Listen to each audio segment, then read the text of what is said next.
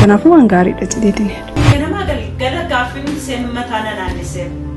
Gaaffii ishee maaltu deebisa gaaffii ishee barmaata. Yoo laalan illee gaarii fakkaatti.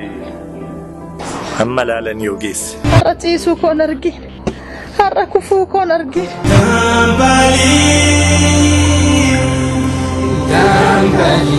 Garuu mari'ataniiti haa ta'uu kuma yaadatti haa ta'uun beeku. Gaaffii akkasii dhiyeessuudhaan caalatti dhiphisuun hin barbaachisu. Afeerraa arbaataa keessa jaalladheera yeroo gaarii dabarsine. Jaartiin dhibamtee ammuma waan keessaa bahu fakkaattu sun leencuu manatti hin taatu. Ilmoon namaa bar ni dhibamas ni fayyas. An akkas jechuu koo miti jaalluutiyyaa. Dugaleessa duumessaa bokkaa guutuu darbee cabbii qaba.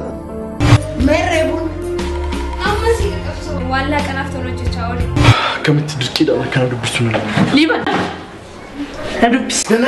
Nadubis.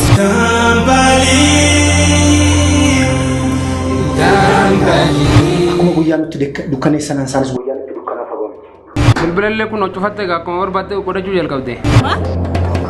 Reessachuu waan guddatti fakkaata. Sababa adda addaa barbaadee waan adda addaatis miidhuu danda'a. Hubadhaa.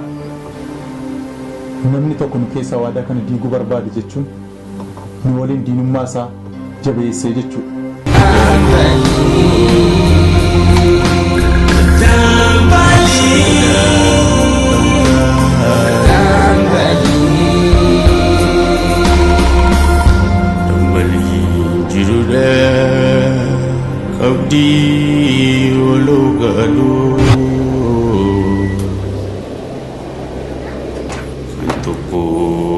Saudara kangkanif gadadu